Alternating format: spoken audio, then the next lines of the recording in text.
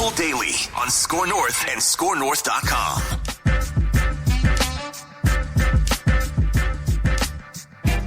Dan Campbell doesn't just like football. Dan Campbell loves football.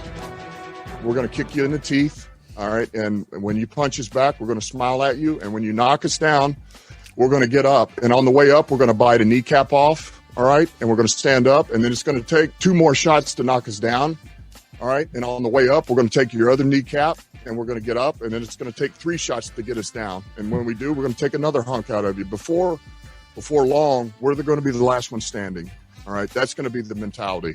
Football! Yeah! Just your reminder of how the Vikings, no matter how bad things get this year, will not be finishing last place in the NFC North. If I've lost both my kneecaps, how am I going to keep getting up to try and beat you up? You won't. No, it's not. You will not. But I mean, he keeps talking about then we're going to have to do this. You will not be an effective pass rusher if you I'll be lose disabled, both right? of your kneecaps. Yeah, I'll just be useless. It would be you're useless. Jeez, Judd. But no, with no kneecaps though. You won't be able to sack a quarterback. Well, but I'd be useless as a football player. Yeah, that's accurate. Don't tell Dan Campbell that though. Yeah, he just assumes I'm going to at some point in time. If you bite my kneecap off, I'm just done. I'm tapping out.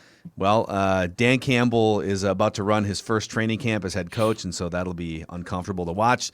This is Purple Daily, however, and I'm Phil Mackey. That's Judd Zolgad. Got Declan Goff, our executive producer, presented by TCL. Enjoy more of what you love with TCL. And also a shout-out because I got a feeling Dan Campbell probably is going to be looking for places of employment next year or shortly after, and Burnsville Heating and Air has him covered. They are hiring. They're hiring full-time, and they're giving up to $2,000 sign-on bonuses at Burnsville Heating and Air. And just because the name has Burnsville in it doesn't mean that you have to live near Burnsville. They've got job sites within 15 to 20 minutes of wherever you live in the metro area. The top areas are in the East Metro: Woodbury, Oakdale, Stillwater, Lake Elmo, New Richmond, and Hudson, Wisconsin. So if you're looking for a job, if you're Dan Campbell and you're looking for a job, they offer full-time, year-round work. Check them out at burnsvilleheating.com. Click careers, burnsvilleheating.com, and click careers. We're going to bring back an oldie but a goodie here today. We also have Random Vikings Player of the Week and sort of a mini version of Purple Rewind per a listener request. But it's been a while, boys, since we've done one of our favorite games on this show, Fire, Extend, or Year to Year. Are you ready? Not unless I have some music.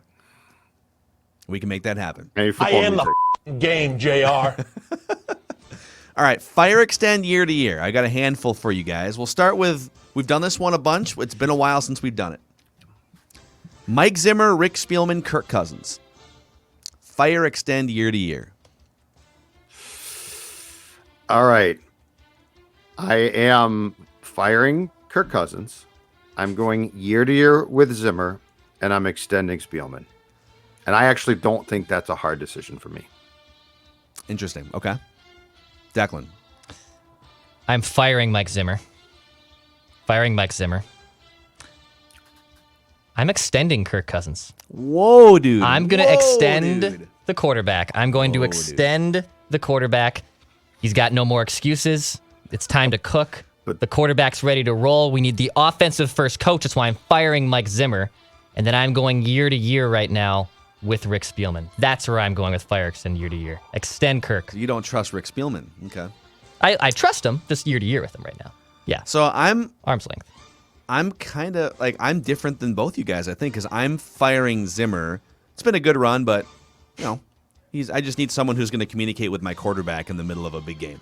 Mm-hmm. So I'm out on Zimmer in this scenario. I'm year to year on Kirk Cousins for maybe a more reasonable cap hit, ideally, than $45 million next year. But I'm year to year on Kirk Cousins, and I'm extending. I think I'm extending a fringe top 10 general manager in Rick Spielman. Definitely has had some blind spots, but for the most part, the Vikings have had really good competitive rosters under Rick Spielman, even with some of the stuff we complain about. What if I swap Kirk Cousins for the Wilf family ownership? So Fire extend year to year. The Wilfs as owners, and then you don't know who's going to own the team next, and that's easy. That's a roulette game. Spielman and Zimmer. Then I'm extending the Wilfs. I am going year to year with Rick, and I'm firing Mike. And again, to me, that is simple. The Wilfs empower their people who they hire, right or wrong. But I would rather my owner empower people than micromanage my people, especially when they're football fans, not necessarily football experts. So yes, I am, without any hesitancy under that scenario, I'm extending the Will family because I actually think they've done a good job. Same. I'm in lockstep with each other. I think that's the easiest one to do.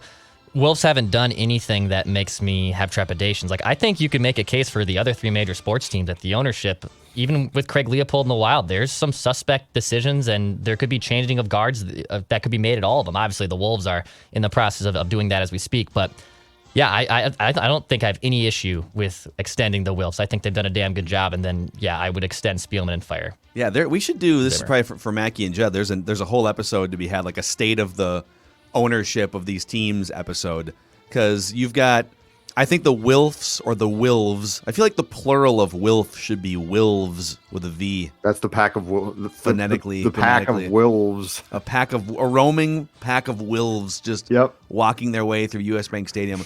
I think they are by far the best ownership group in town, and at the bottom of that list is Glenn Taylor by 10 miles, and we'll see what happens with A-Rod and Mark Lowry. The Pohlads have always just been like oddly distant, and they've lacked curiosity.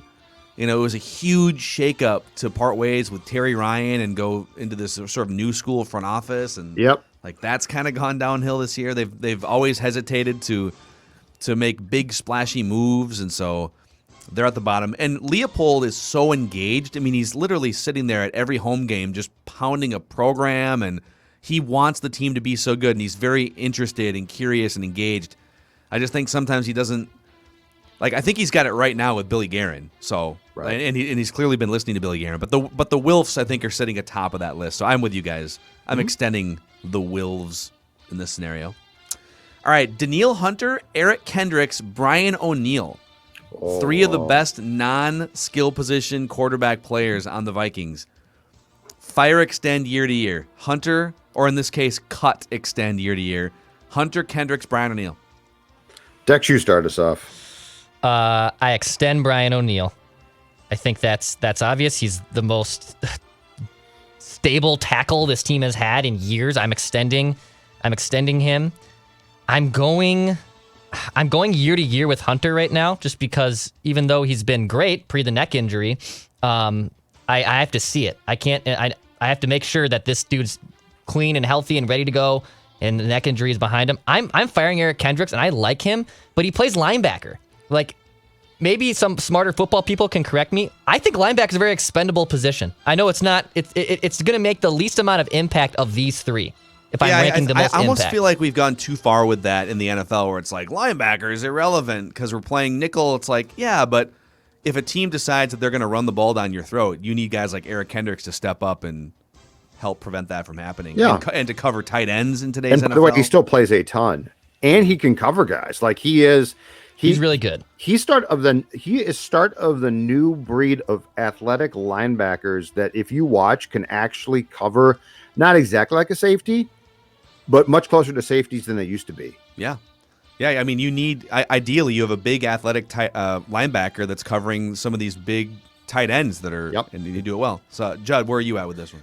Oh, boy, this is a really tough one. I'm going to extend O'Neill because, I mean, my God, this line has been a mess. They're trying to rectify it, but he is one of the draft picks that they've made, a second-round pick a few years back, who's been good. He is going to be extended at some point soon here, so that's an interesting thing. I am, because Hunter's coming off the neck, I think I'm going to side with Dex. I think I would go year to year with Hunter. Now the Danielle Hunter dynamic might change here in the next few months. Like, if he starts to play and we're like, whoa, he's not the same player. But right now, I can't just fire him or cut him. Like, he's had in the last 2 years he's played 14 and a half sacks each year. and then I'm going to cut Kendricks, but only because this question is a complete bear, and I hate it. And I hate the fact that you gave us these three names because there's no definitive answer. So Judd said he'd cut Danielle Hunter. Yeah, exactly. So I'm cutting Danielle Hunter I'm sorry, I'm cutting Kendricks because I can't bring myself to cut Danielle Hunter yet. But I would like to see what he can do or can't do, because I mean, this is going to be a huge story going into this season. How quickly can Danielle Hunter, if he can, get back to being the guy who was probably on a Hall of Fame track and now just happened to have neck surgery? Yeah. So I think quarterback's the most important position. Wide receiver I think wide receiver used to be more expendable. You just get a good quarterback to create wide receivers. Now it's like, you need dynamic dudes. So I think there's some positions that are just like at the top. I think pass rusher is in the Mount Rushmore of most important things in the NFL. And so I know it's risky. I want Danielle Hunter around for the next 5 years, and I will take the injury risk. I just want him locked up. I'm extending Danielle Hunter. Injury risk be damned. I am going year to year on Eric Kendricks because I think we're probably overrating Brian O'Neill a little bit here. Like, Brian O'Neill's good, but he's closer to like slightly above average than elite at his position. And okay, I'm gonna keep. I think where's my logic in terms of how good are they at their position? Hunter and Kendricks are among the best at their positions. Yeah, O'Neill is good, but he's not considered among the best at his position. So I'm going to keep the two guys that are the best at their positions. If that makes sense. Yeah, but I've also created a huge hole along my offensive line again. I was going to say, we've been complaining about for years. a team that has issues developing offensive linemen now just let go of one of the few that they have really found and hit on. I can't do it. Yeah, not for this team. And you know what? I trust Zim. Zim, you go find yourself another linebacker, and then Zim will quit. But that's fine. All right, here's the next one. This is a broadcaster question for you. Okay. Ooh, nice. Color commentators on national football telecasts. Okay. Fire extend year to year. All right. Chris Collinsworth, Tony Romo, Troy Aikman. Oh, this is easy. I'm extending our guy, Tony Romo, who I was never a huge fan of as a quarterback, but as an analyst, I'm giving him a big thumbs up. There are a lot of similarities between Kirk Cousins and Tony Romo, and that, oh my God, look at the numbers they put up. Correct. And then they're more known for now. It's a little bit less fair for Romo because Romo was actually statistically a really good fourth quarter quarterback and late fourth quarter guy. Yep. And he's known for like the 5 meltdown moments, which validly so, if that's a word. Year to year, a guy who right now is exactly that, Collinsworth. He's getting older. I don't know how much longer he's going to want to do this, but he's still very good. I still enjoy him a lot. And Aikman's an easy fire to me. Really? He's fine, but I don't think he's great. Yeah. He would be, of the three that you just gave us, if they quit tomorrow and said, I'm done, Aikman could be replaced. Should I put Brian Greasy in here, the Monday night guy? No, he'd be no. But I mean, Aikman to me is okay. What if we replace Aikman with a guy who's never done it but is coveted? Peyton Manning. So Collinsworth, Romo, Peyton Manning. I'm firing Collinsworth then. No. I love Peyton. Peyton might be really good. Peyton doesn't do anything for me. I'm sorry, he doesn't. Like him, it doesn't do it. Okay. He's boring. I hate his draw. But he's not boring. I can't stand it. He's funny. He was boring on purpose as a player because players are supposed to be boring. He bought into that. I think he's hilarious. I don't think he's boring at all. He's one of the great SNL guest hosts of all time. Like he's got some chops. Okay. So you're firing Peyton Manning, Declan. Yes, firing Peyton.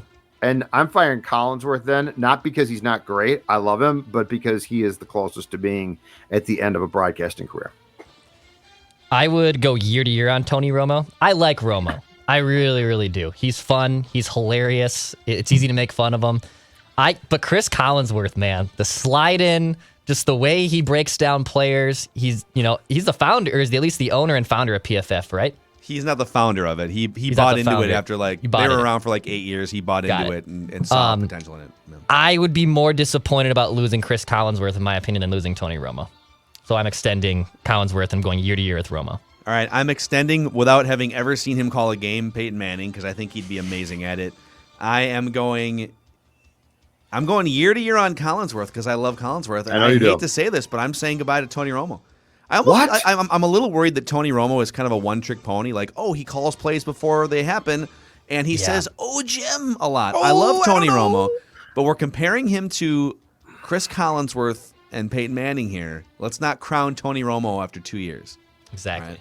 Hold on a second. Romo... wait. I don't know, Judd. I don't know. Oh, God. Romo is great because he mocks the whole process, too, though, with Nance, and it's hilarious. I love Tony Romo. I'm just saying, in this exercise, there's only 3 names, and I love the other 2 names. But Chris is in his 60s. He'll be done soon. I don't know, man. I mean, they might push him out. Now that Maria Taylor's about to sign with NBC for $5 million a year. They supposedly are going to push. Are they? Michaels is going to go to Michaels. It sounds like is going to be pushed out for Tirico after this season because NBC has the Super Bowl. He'll call one last Super Bowl, and then there's a chance. The newest report is NBC is going to produce the Amazon telecasts. Yeah, and Michaels is going to transition to if he wants, because he could quit too. But if he wants, he's going to transition possibly to the NBC produced Amazon package. Yeah. And if they do that, I think Breeze replaces Collinsworth, and Collinsworth might go with Michaels. The other thing too, so there's a couple reports out today. So Maria Taylor's contract ends with ESPN before Game 7 of the finals. It's outstanding. We're probably going to get 7 because it's going to be Suns probably win Game 5 at home. Bucks probably take Game 6 at home, and then she'll have maybe gone to NBC for the Olympics and whatnot before Game 7. Yes. It's pretty amazing. All right, NFL free agency week, the NFL draft, and championship Sunday. Fire extend year. This is my last one. Fire extend year to year. Mm-hmm. Free agency week, draft, championship Sunday. Oh, this is easy for me. Really? This is tough, man. Yeah. Well, we differ here greatly. I am firing the draft. Wow. What? I am firing the draft. I am extending free agency. Wow, dude. Which I absolutely love, and I'm going year to year with the actual only on-field product you mentioned. Oh my God. And by the way, I say that without any trepidation, without any hesitation. So I had no problem. I gave that zero thought before I told you that. All right, I'm gonna fire the draft as well. I love the draft, but I am extending Championship Sunday. It's one of my favorite days of the year. You wake up, it's just 7 hours of the best football you're going to see all year. And then I'm going year to year on free agency week, which is just a great, great, glorious tampering period filled with speculation rumors. Declan. We're all different here. I'm firing free agency week. It's fine. Is that why you take vacation during it? Yeah, exactly. I mean, I know I did. I did that unpromptly, though. I did that unpromptly. You know, we got the dates we got the dates for next year yesterday, by the way. So we'll send those over. We can all keep those open. Lock those in. I'm firing free agency week. It's fine. It's fine, but it doesn't do anything compared to these other two things. I love the draft. I love the NFL draft, dude. I know it's a grind. Covering it is a insane grind. I get that, but I love it. So I'm extending the draft, and I'm going year to year on championship week. I think it's just like easy to say championship week you go year to year with. So all right, there it is. A lot of dissenting opinions here. Free agency week is one of the highlights of my year. I love NFL. From a content side, I get it. You know, and but I mean, we know all the names. Like all the guys who move, you know their names. The draft, you're like 2 rounds, you probably know names, and after that, you don't know any of the names really. You claim you do. Oh, that's a great tight end. Mobo, dude, you get German wide receivers on YouTube. Come on, oh my God. That's my point. Mobo. I'm firing Mobo, but I'm extending live racing at Brainerd International Raceway this weekend. All right, tomorrow through Sunday, the 2nd annual Jed Coppa Memorial Race. Full weekend of live racing. It's a blast up there at Brainerd International Raceway. The Trans Am Series has been a 50-year tradition, and they've got it honed for just a great fan experience. So ticket and camping packages still available at birmn.com. It's time to get out, enjoy some live racing. Are you guys ready for your random Viking of the week here? Hold on a second. Let me hit the official thing here. Are you ready for this cheesy graphic that we created with a stick figure? Would you draw that? Pretty much, yeah. Pretty much. For the YouTube audience. All right, random Viking of the week. We're going to pit Judd against Declan here, and I'm going to give you a series of clues. You each get 3. Look at this. A jet's landing on my. Oh, that's Declan's music. Sorry. It's the music. I thought it was a seaplane landing on my I thought head like here. both of them was happening. I was like, oh, that's hilarious. Yeah. So you guys each get 3 incorrect guesses. And you can ask yes or no questions. And then I get to decide if I answer them. But I will give you clues throughout. Okay? Okay. Random Viking of the week. This player had a 9-year career in the NFL.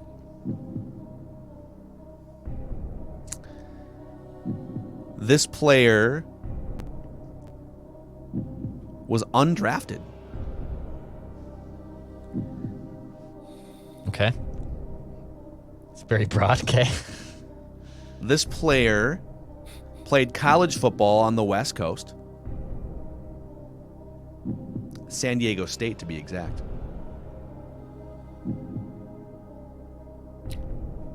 Oh. This player played defense. My first guess. I think Judd's got this. I'm not positive I do because I might have the school wrong, but it rings a bell. Robert Griffith? Okay. I have 1 wrong. Dex has 3 left. I thought Judd had it there. All right. Is that all the clues? Okay. Keep going. No. This player, so he's a defensive player, but this player never tallied a sack. San Diego State. This player also never picked off a pass. 9-year career. No picks. No picks, no sacks. We still don't know. 9-year career as a defensive player. We still know his position. What was his position? It's not a yes or no question. Well, yeah, okay. I will say Is he does he play defensive line? No. Okay. Maybe like a nose tackle. This player wore a number in the 50s for the Vikings. So linebacker. And he played for both Mike Tice and Brad Childress.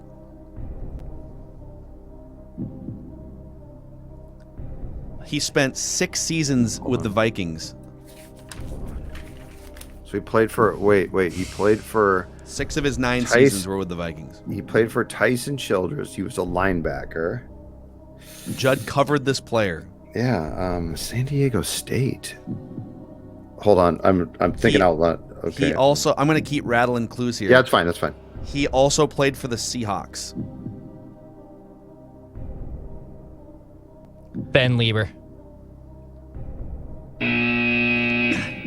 He played for the Chargers. I don't think he didn't. He was teammates with Ben Lieber. State. He played at Kansas State. He also played for the Seahawks. He played for the Seahawks and the Vikings. He played linebacker and he played at San Diego State. He wore number 59.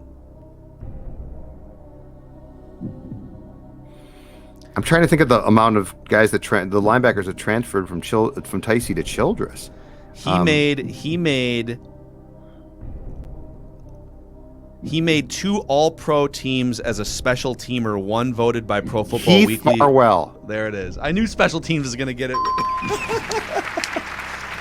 Heath Farwell. Now I believe he's a special teams coordinator. How about that dude play? Yeah, well, he was working also for it was a company that created those sort of like 360-degree cameras. Yeah, he was at Vikings training camp before he became a coach. Yeah. Yep, and the Vikings wouldn't let us talk to him, right, or something, or he didn't want to because of that. But yeah, he. All right, so it's 2-1 now. I lead, but Declan still has the record because he got Tavares Jackson that one day. Well, he got T-Jack after like my one first word of a clue. So Dex still has the way more impressive win over me. Yeah.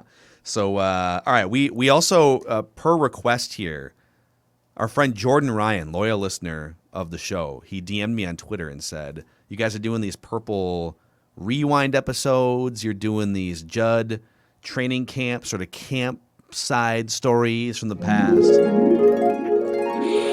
And he has a request for sort of let's call it a Purple Rewind short, if you will, like a mini episode. Like a 30 for 30 short? Yeah, exactly. What if I told you?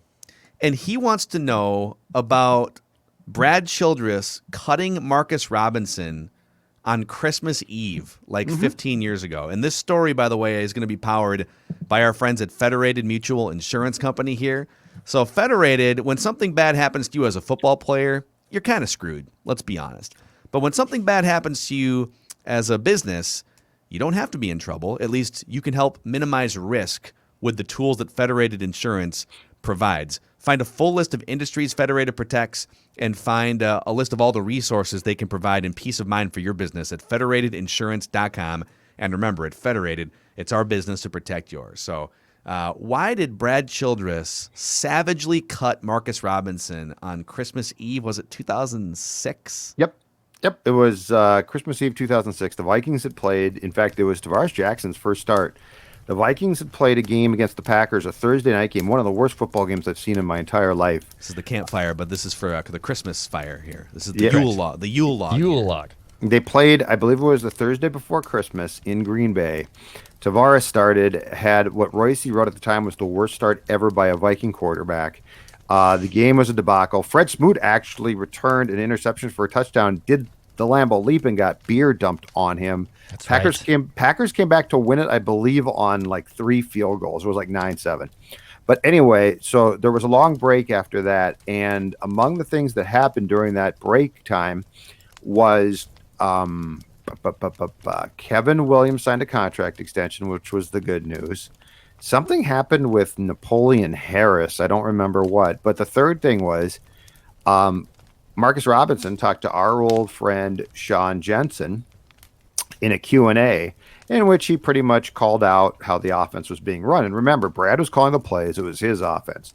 Now, if I'm not mistaken, at the time, offense. it was kick-ass offense. Yeah, in fact, you know what? I think the kick-ass quote came after that Green Bay game. I think it was like the Friday after Seifert asked Brad about it. He's like, this is still a kick-ass offense. And I believe Marcus Robinson at the time led the Vikings in touchdown receptions. Now, granted, the passing game was not good, but Marcus was still a productive player. But anyway, he did the Q&A with Jensen and, alluded to some things he didn't like. And so on Christmas Eve, Marcus Robinson, Brad decided, and I think it was unbeknownst to almost everybody, decided to cut Marcus Robinson, which he thought was going to make a statement of, this is my team, I'm in power. I mean, that whole year, Phil, if you recall, was about Brad trying to show his authority. I feel like forcing your power as a coach or manager, especially like in the last 20 years, is always a failing strategy. Like if you're trying to like flex on the people that work for you, it's like, I don't know, man. I don't know, right, Brad. and you might have a little bit more leeway to do it if you're established like Belichick, but I think if you come in and flex, it's like, shut up. So anyway, he cuts him, and he clearly didn't think this through, but I've always said this. It was a very Philadelphia mentality thing. I feel like Eagles fans would have been like, hell yeah, show him the bricks. Boo, Yeah, Marcus Robinson. Eagles fans once famously booed Santa Claus, right? Yeah, and I mean, they do cheer people that get hurt. They hate their own players. They're a great bunch. But anyway. They're terrible fans. Yeah, they're terrible fans. Awful well, people. Actually, they're very, very passionate fans, but they're crazy. Yeah, they're felons. Is what But in Minnesota, cutting a guy on Christmas Eve is probably about as big a PR blunder without doing something illegal. It's probably about as big a PR blunder as you can possibly have. Yeah. And so all hell breaks loose. People are PO'd, and rightfully so. This guy who was somewhat productive has now been cut. And that is where, among the games I've covered, that is one of the biggest quit jobs I ever saw. The Vikings regular season finale, which actually came the same day that Glenn Mason was fired after the debacle for the Gophers in the bowl game, the Vikings just quit. And so, they didn't care. And the Rams on New Year's Eve, New Year's Eve day, lambasted the Vikings. And part of the reason why was because Brad had so lost the players. And the Marcus Robinson thing was a big problem and is still one of the – it's not nearly as short-sighted as the Moss decision, which ultimately really cost Brad his job. But as far as establishing yourself, that was probably one of the biggest overreaches I have ever seen, was cutting a guy who, by the way, you were one game away from just saying, See you later. Bye. It's cool. Man, the Vikings, I've just pulled up the box score for that game, the quit game. It's a mess. So they got carved by a non-playoff. It was like a 500 Rams team with Mark Bulger. Ugh. Mark Bulger Yes. was the starting quarterback. And Steven Jackson. Yep. Remember him? He Nice. was amazing Oh, yeah. for a few years. He went for 142 and 3 Yes. touchdowns. Oh, they he gave also, up he also again, scored a 4th touchdown on a pass reception. Yep. And they were down 41-7 halfway through the 4th quarter until the Vikings rolled off a couple of late touchdowns to save face. T-Jack was the quarterback by that point.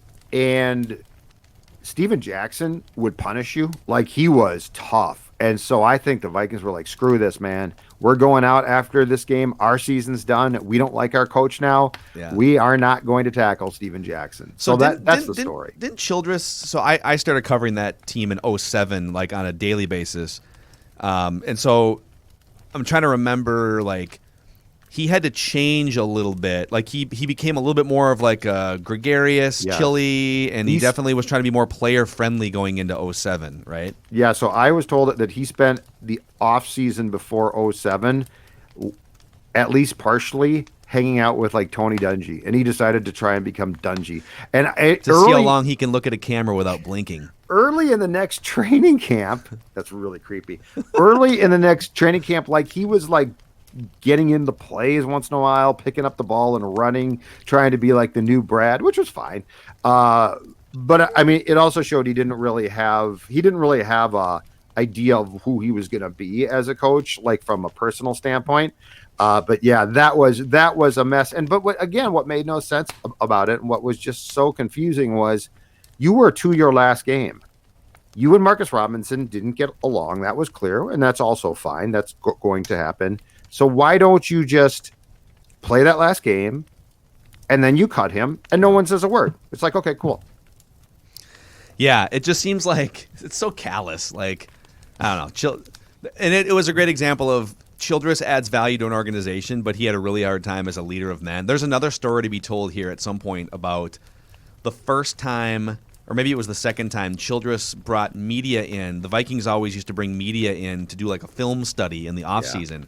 Yeah. And I remember, we can do this some other time, but like, I remember one little anecdote. He showed us this like pretty long video of Wildlife. a herd of buffalo sticking together to fend off like lions or tigers or something, and it was like, we got the point. All right, if you stick together as a team, then you can accomplish anything, right? But I'm just trying to envision like some of these players who are 23 years old. Yeah, you're just like, what are we doing right now? Yes. It's ridiculous. So that's the story of Brad Childress cutting Marcus Robinson on Christmas Eve. And the epilogue to that whole thing, as far as that batch of wide receivers went, is, of course, that is the New Year's Eve where I think a bunch of Vikings players rented a bus downtown to go party, and Nice. Travis Taylor and his mother were arrested. Right. What?